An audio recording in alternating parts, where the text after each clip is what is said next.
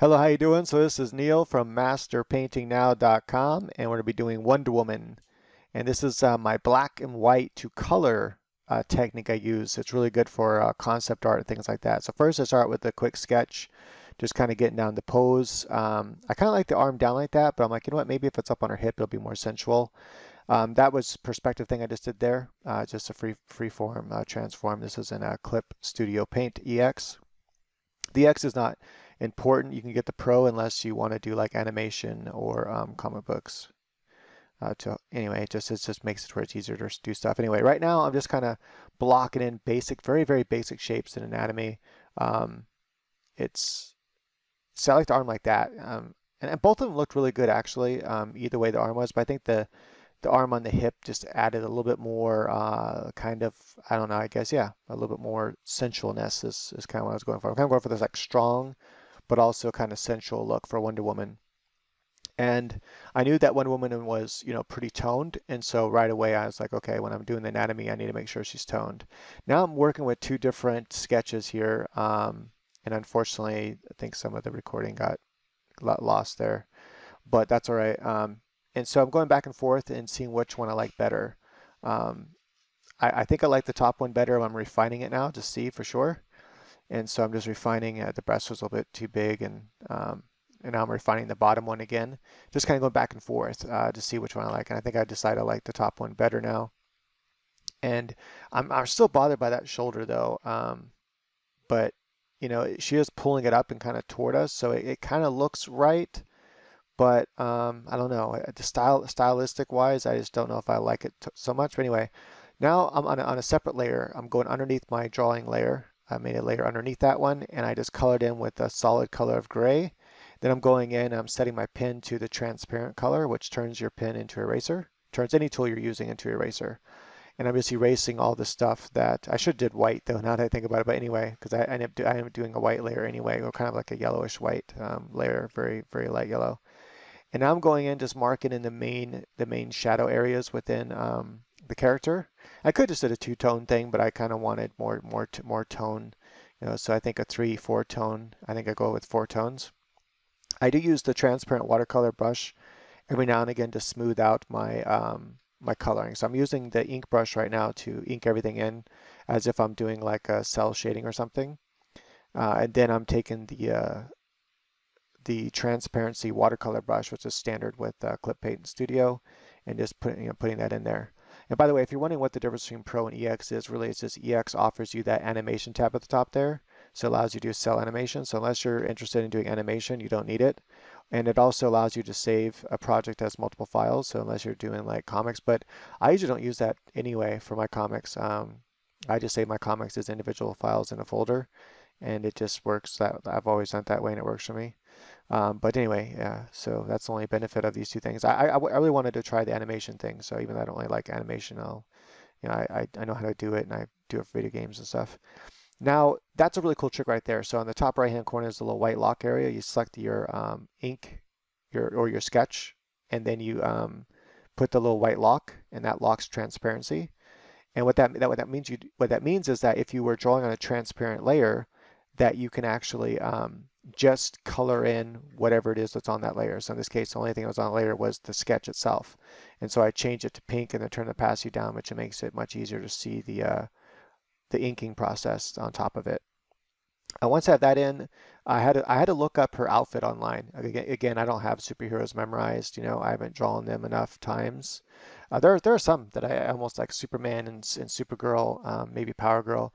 There's a few that I draw a lot, like Spider-Man. I could probably draw from imagination as well without looking up his outfit.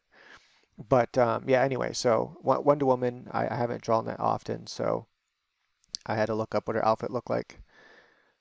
But it's always good anyway to look up what the outfit looks like just to see, And then I decided like how I wanted it to look. There's a lot of different outfits for Wonder Woman, and so I went with a couple different things. Like I kind of mixed up different outfits to come up with the outfit that I like together. So now here's where all the magic happens. So after you have the black and white layer, you want to go ahead and take the airbrush tool and set it to overlay, and then quickly go over it with your skin tone. The whole entire thing with the skin tone, you have to do it very fast and smooth. and it's kind of tricky to use, but then you go over each individual area with the colors of each thing. After that, then lately I've been liking using the colored pencil tool, and I go into settings and I turn off the size for basically the size for pressure sensitivity. That way, um, it will stay the same size, and the only thing that the pressure sensitivity on the pen is affecting is the opacity rather than the size. That makes it much easier to paint and color with. But anyway, and then I also do the same thing with my transparency watercolor brush, which I do like to paint with that too. And I can actually change some settings on that to where it paints really interesting, like I used to have it set up before, so I might do that again. But I've been liking the color. The color brush is pretty cool. Adds a little bit of texture and stuff. Then, I just go in and do little things. A background and watercolor brush that I downloaded for free. It's on, if you have the Manga Studio, or the new, not Manga Studio now, it's called Clip Paint or Clip Studio Paint. It comes with a little manager thing. If you go there and just search for the for brushes, you'll see that it's free. Now here, I decided to put the lasso.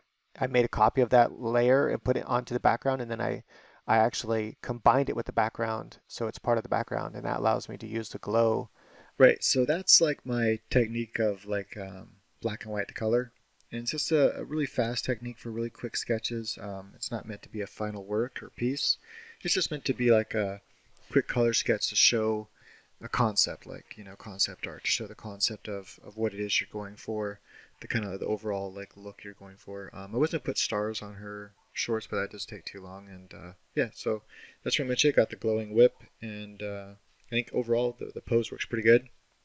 I kind of messed up a little bit on the anatomy up in here. On the shoulder area. Sorry about the dog in the background.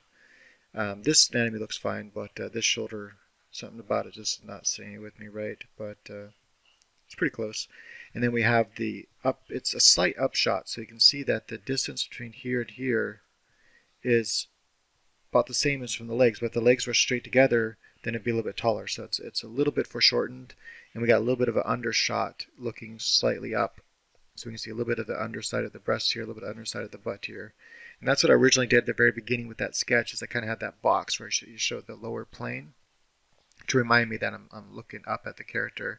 And it's also why I foreshortened it a little bit. So I did the sketch, and then I just took the free form tool and just kind of tapered the top and pulled it down, so that way this would be shorter and this would be longer. And you do that during the sketching stage, and then you can start adding the planes that you can see from underneath.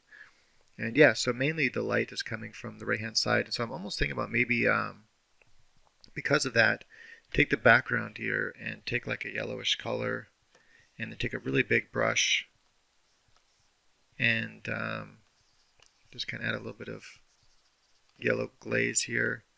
And I think I'm going to take the either overlay, and maybe I'm going to try glow. Just glow might be too much. That's not too bad, actually.